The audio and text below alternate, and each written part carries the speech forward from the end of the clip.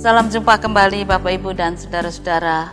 Mari kita tetap percaya, beriman, dan dinyatakan melalui perbuatan. Sebab iman tanpa perbuatan pada hakikatnya adalah mati. Itulah bacaan yang akan menjadi dasar perenungan kita pada hari ini. Yakobus pasal 2 ayat 14 sampai dengan 26. Yakobus pasal 2 ayat 14 sampai dengan 26. Mari kita bersama-sama berdoa. Bapa di surga, ampuni kami jika seringkali kami goncang dengan kehidupan yang harus kami jalani. Kesusahan demi kesusahan melanda hidup kami, dan seringkali di tengah kesusahan itu kami kehilangan kepercayaan bahwa Engkau adalah Bapa yang mengasihi di dalam Tuhan kami Yesus Kristus. Bapa yang memelihara, Bapa yang menjaga, Bapa yang tetap setia, menuntun dan menopang kami. Sekarang berfirmanlah ya Tuhan, supaya melalui firman-Mu ini iman kami kembali disegarkan dan kami boleh tetap percaya bahwa Engkau tidak pernah meninggalkan kami. Kiranya Roh Kudus-Mu tercurah, berkati hamba-Mu. Inilah doa kami dalam nama Tuhan Yesus Kristus. Amin. Apakah gunanya, saudara-saudaraku, jika seorang mengatakan bahwa ia mempunyai iman, padahal ia tidak mempunyai perbuatan? Dapatkah iman itu menyelamatkan dia? Jika seorang saudara atau saudari tidak mempunyai pakaian dan kekurangan makanan sehari-hari, dan seorang dari antara kamu berkata, "Selamat jalan, kenakanlah kain panas dan makanlah sampai kenyang," tetapi ia tidak memberikan kepadanya apa yang perlu bagi tubuhnya, apakah gunanya itu? Demikian juga halnya dengan iman. Jika iman itu tidak disertai perbuatan, maka iman itu pada hakikatnya adalah mati. Tetapi mungkin ada orang berkata, "Padamu ada iman, dan padaku ada perbuatan." Aku akan menjawab dia, "Tunjukkanlah kepadaku imanmu itu tanpa perbuatan, dan aku akan menunjukkan kepadamu imanku dari perbuatan-perbuatanku." Engkau percaya bahwa hanya ada satu Allah saja? Itu baik, tetapi setan-setan pun juga percaya akan hal itu, dan mereka gemetar. Hai manusia yang bebal, maukah engkau mengakui sekarang bahwa iman tanpa perbuatan adalah iman yang kosong?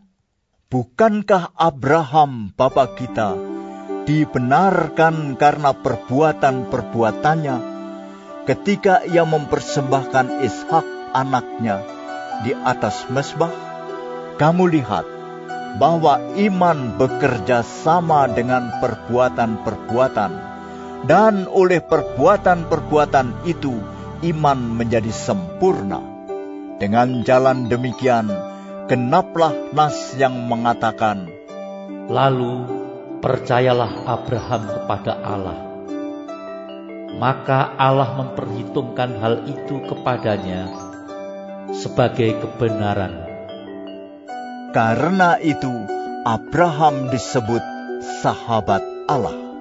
Jadi kamu lihat bahwa manusia dibenarkan karena perbuatan-perbuatannya dan bukan hanya karena iman. Dan bukankah demikian juga Rahab, pelacur itu, dibenarkan karena perbuatan-perbuatannya ketika ia menyembunyikan orang-orang yang disuruh itu di dalam rumahnya, lalu menolong mereka lolos melalui jalan yang lain? Sebab seperti tubuh tanpa roh adalah mati, demikian jugalah iman tanpa perbuatan-perbuatan adalah mati. Bapak, Ibu, dan saudara-saudara, kalau kita membaca firman Tuhan tentang peristiwa Nabi Nuh, apa yang ada pada benak kita. Seorang tua dengan kekuatan yang mungkin tidak lagi penuh, lalu dia harus membangun sebuah bahtera dengan kayu-kayu balok yang besar. Bagaimana itu mungkin? Kayu baloknya saja sudah besar-besar, harus digotong dari hutan, lalu dibelah-belah, dan itu dikerjakan ya Nuh dengan keluarganya saja, sementara orang lain hanya tertawa melihatnya. Yang kedua, kita tahu bahwa itu dikerjakan bukan dekat pantai, tetapi di atas sebuah bukit. Lalu apa gunanya sebuah bahtera yang ukurannya sangat besar, adanya di puncak, lalu bagaimana bisa digulingkan untuk sampai di lautan? Enggak masuk akal. Tetapi toh Nuh melakukannya dengan penuh sukacita, dengan kesabaran, dengan ketekunan, dan terutama dengan iman. Dia percaya bahwa yang difirmankan Tuhan tidak sia-sia. Itulah sebabnya Nuh berhasil membuat sebuah bahtera yang luar biasa besarnya. Dan disitulah Tuhan memelihara kehidupan dunia. Kalau kita perhatikan bahwa hal yang aneh bisa terjadi ketika seseorang menaati firman. Itulah iman. Iman tanpa perbuatan pada hakikatnya adalah mati. Demikian surat Yakobus menyatakan. Oleh karena itu marilah kita juga belajar untuk menyatakan iman melalui perbuatan. Bukan cuma Nuh, tetapi kita kenal juga Abraham sebagai bapak orang beriman. Dia harus berpisah dengan keluarga besarnya, ditanya mau kemana? Nggak tahu. Saya percaya Tuhan yang akan menuntun. Dan ternyata Abraham mendapatkan hasil dari imannya kepada Tuhan. Bukan cuma mereka berdua. Ada banyak tokoh-tokoh Alkitab yang menyatakan ketika seseorang beriman melalui perbuatan, maka memberikan hasil yang luar biasa. Adakah kita juga masih punya iman seperti itu yang dinyatakan melalui perbuatan? Bapak, Ibu, dan saudara-saudara, sepasang orang tua yang boleh dikatakan sudah memasuki usia lanjut, tidak lagi muda, harus membesarkan 2 cucu yang tidak lagi punya orang tua karena orang tua mereka meninggal, dan nenek kakek inilah yang harus membesarkan cucu-cucunya. Kebetulan kakek nenek ini bukan orang kaya, mereka cuma petani biasa. Ketika panen, mereka bisa menikmati sedikit kehidupan. Tapi ketika tidak panen, mereka harus mengalami kekeringan dan kesulitan hidup. Nah, di tengah kesulitan hidup seperti itu, mereka harus menyaksikan bahwa tetangga mereka juga mengalami hal yang sama. Ketika ada seorang anak muda yang seusia dengan cucu mereka, tidak lagi punya orang tua. Sebab orang tuanya entah pergi kemana, tidak ada kabar. Lalu anak ini menjadi sebatang kara. Semula anak ini juga tinggal dengan neneknya. Tapi kemudian nenek itu meninggal. Maka anak ini sebatang kara. Nah, kakek nenek ini mengatakan kasihan juga. Dia seusia cucu kita. Mari kita ajak hidup bersama. Cucunya awalnya protes. Kita ini bukan orang kaya. Tetapi kakek nenek mengatakan kita punya Tuhan yang kaya. Bukankah kita sudah buktikan selama ini? Selama ini kamu dibesarkan bukan karena kekuatanku, tetapi karena kekuatan Tuhan. Pada waktu panen kita gagal, kamu tetap bisa makan. Karena tanah yang kita miliki itu kecil, sawah yang kita miliki itu kecil. Tetapi sawah yang dimiliki Tuhan, tanah yang dimiliki Tuhan, kebun yang dimiliki Tuhan itu sangat besar. Dan kedua cucunya hanya terdiam. Karena mereka tahu apa yang mereka alami seperti itu. Ketika panen gagal, kakek neneknya pergi ke hutan cari kayu. Kayu itu yang dijual dan mereka bisa makan, bisa sekolah. Ketika kayu tidak ada lagi atau susah untuk dicari, maka mereka tidak bisa beli beras. Lalu kakek nenek ini tetap pergi ke hutan untuk mencabut singkong liar yang tumbuh tidak ada yang miliki. Mereka bisa makan. Lalu ketika singkong juga tidak ada, mereka bisa menemukan kentang, ubi rambat, dan sebagainya. Ada sayur-sayur yang tumbuh dan mereka tetap bisa hidup.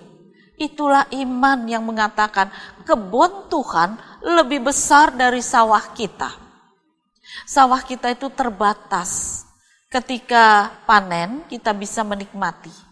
Tetapi ketika gagal panen, maka sawah Tuhan, kebun Tuhan lebih besar, lebih luas. Oleh karena itu kalau kasih makan satu mulut lagi, tidak keberatan. Jangan kamu menjadi orang yang egois.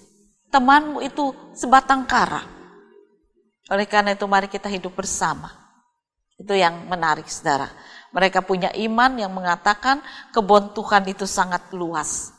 Di mana ya memang namanya hutan, segala macam tumbuhan bisa tumbuh dengan sendirinya.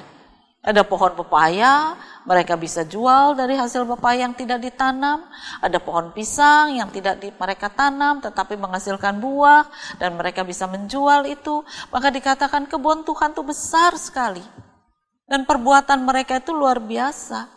Ketika mereka memelihara seorang anak yang hidup sebatang kara di tengah kesusahan mereka. Tapi itulah iman. Bukan cuma itu. Ketika tiap minggu kakek nenek bersama 3 cucunya sekarang ini ya, 3 cucu ini datang ke baktian. Mereka selalu punya uang ungkapan syukur, uang persembahan. Dari mana?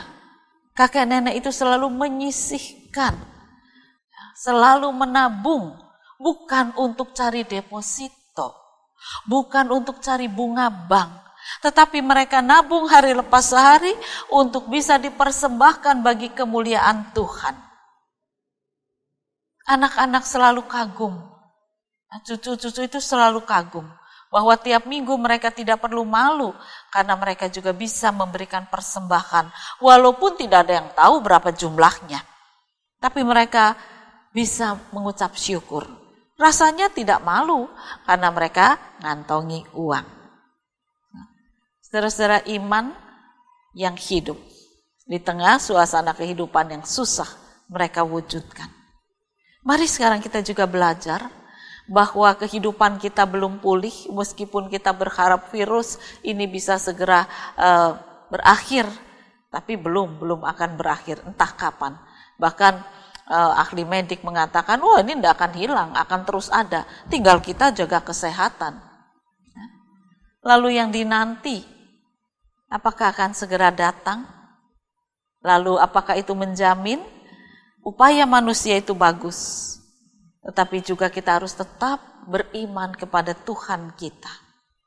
Bagaimana kita terus melanjutkan kehidupan hari lepas sehari. Saudara-saudara, ketika kita menghadapi jalan buntu, maka mari kita berkata, tanaman Tuhan, kebun Tuhan jauh lebih luas. Kalau kita bekerja di pabrik, mungkin perusahaan pabrik dengan adanya demo-demo itu sekarang juga mulai menurun bisa berbuatnya, ya, penghasilannya menurun. Tapi toh kita akan mengatakan pabrik Tuhan jauh lebih besar. Dia bisa memberikan apa yang tidak kita pikirkan ketika kita percaya bahwa Tuhan mampu untuk membuka jalan dalam kehidupan yang sulit seperti ini. Bagaimanapun, Indonesia di tengah kesulitan yang sangat berat mendapat penghargaan. Dan itu patut disyukuri bahwa pemerintah sungguh-sungguh bekerja. Baik dari Bank Indonesia maupun Menteri Keuangan yang mendapat penghargaan, itu menandakan bahwa mereka bekerja untuk kesejahteraan rakyat. Jadi kita percaya Tuhan ikut ambil bagian untuk memberikan kesejahteraan kepada bangsa ini. Tinggal kita beriman untuk mengelola apa yang Tuhan berikan atau tidak. Kadang-kadang ada anak muda yang biasa kerja di kantor. Lalu ketika dia tidak lagi kerja di kantor, pikirannya buntu. Apa yang harus saya kerjakan? Saya tidak bisa kerja apa-apa karena kepandaian saya duduk di belakang meja, mengerjakan melalui komputer. Sekarang perusahaan tutup. Apa yang harus saya kerjakan? Nah, kalau Anda punya komputer, tentu Anda juga bisa melakukan banyak hal. Komputer itu dikatakan mesin pandai. Mengapa kita tidak mengolah apa yang Tuhan berikan melalui akal budi kita? Bukan cuma pekerjaan di kantor yang bisa dikerjakan melalui mesin pinter tadi. Tuhan juga memberikan kepada kita akal budi yang luas. Kalau kita merasa memang betul-betul tidak mampu lagi mengelola melalui mesin pinter komputer tadi, ya lihatlah, ladang Tuhan itu masih sangat luas. Ada berbagai macam cara bisa untuk dikerjakan. Sekarang ini banyak orang berusaha untuk jual makanan, walaupun tidak buka rumah makan, tetapi bisa lewat online atau lewat Grab atau melalui cara-cara diantar dan sebagainya. Dan ternyata itu memberikan hasil, walaupun mungkin tidak seperti rumah makan besar, tetapi bisa memberikan kehidupan. Seorang ibu muda yang biasa kerja dan dia mempunyai jabatan tinggi, akhirnya mengatakan, ya sudah, apa boleh buat, atau pabrik sudah tutup, maka saya tidak bisa lagi bergantung pada perusahaan orang lain. Saya masih punya Tuhan, dan ladang Tuhan sangat luas. Mulai dia kerja. Ketika dia mulai bekerja, mengolah apa yang dia bisa, dia katakan bahwa saya tidak bisa menjahit, tetapi saya bisa masak. Dulu nenek saya itu ahli masak, tapi saya tidak mau karena itu pekerjaan kotor. Namun sekarang ya saya harus berani melakukan itu. Dia lihat kembali resep neneknya, dia coba untuk buat, dia coba untuk belajar. Dan kemudian dia tawarkan pada teman-temannya. Ya sedikit demi sedikit mulai. Ada orang pesan. Dan kemudian dia bisa kembangkan dengan resep-resep yang lain. Temannya yang lain mengatakan, aku gak bisa masak dan angkat tangan kalau suruh masak. Tapi saya bisa mengerjakan pekerjaan tangan yang lain. Dia kerjakan. Dan ketika dia berkata, Tuhan, nah kalau Tuhan mengendaki saya hidup dari pekerjaan tangan ini, biarlah pekerjaan tangan ini memberikan hasil yang baik. Kemarin saya mendengar dari salah satu stasiun TV, seorang bapak, dia mulai menanam anggrek. Dan tanaman ini dijaga, dipelihara sedemikian rupa, sekarang sudah mulai beranak pinak ketika masa pandemi ini. Lalu dikatakan modalnya gimana? Ya lumayan, tetapi toh saya berharap satu saat ketika tempat pariwisata ini dibuka kembali, orang-orang akan membeli anggrek saya sebagai buah tangan. Ini iman, dikerjakan sekarang. Kapan pariwisata itu akan dibuka dia tidak tahu. Tapi saya harus mulai dengan bekerja. Saya suka anggrek. Oleh karena itu saya menanam anggrek. Supaya pada saatnya ketika pariwisata ini dibuka, tanaman ini sudah mulai bisa berbunga. Akarnya sudah mulai kuat. Toh butuh waktu menanam. Tidak 1-2 hari. Kalau pandemi ini berjalan sudah hampir 1 tahun. Maka dia katakan, saya mulai ini sejak 5 bulan yang lalu. Sudah mulai kelihatan tanaman itu mulai bertumbuh.